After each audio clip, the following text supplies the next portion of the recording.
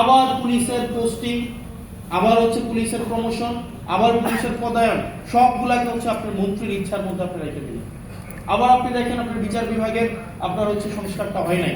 এখানে সেক্রেটারি, ওইদিন আইনমন্ত্রী সংসদে দাঁড়াইয়া উনি অনেকগুলা সত্য উনি চেপে গিয়েছেন এবং উনি অনেকগুলা অসত্যের অবতারণা করেছেন কাব্যিক ভাবে এবং খুবই মানে এত মানে এইভাবে লাই বলতে পারে, এটা আমার কাছে খুব অবাক হয়েছে।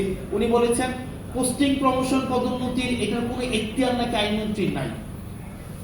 খাতা কলম অবশ্যই নাই, কিন্তু প্র্যাকটিসে আইনমন্ত্রী যেটা বলে সেটাই হয়।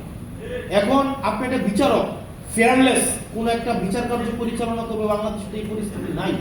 আপনি তার সেক্রেটারিয়েটে আপনি তাকে দখল করে রাখেন। আমাদের ব্যুরোক্রেসিকে আপনি হচ্ছেন স্ট্রাকচারাল রিফরমেশন আনলেন না, এবং এটা না আনার কারণে যেটা হয়েছে পুরা জাতির প্রত্যেকটা ভোটার, ইভেন বিএনপি কে যারা ভোট দিয়েছে তারাও প্রতারিত হয়েছে, তারাও নিজেরা চিটিং ফিল করছে।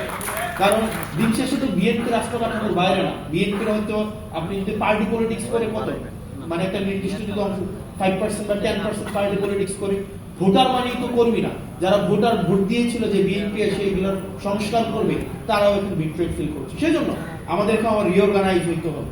আমাদের এখানে যারা আছে আমাদের রিঅর্গানাইজ হতে হবে।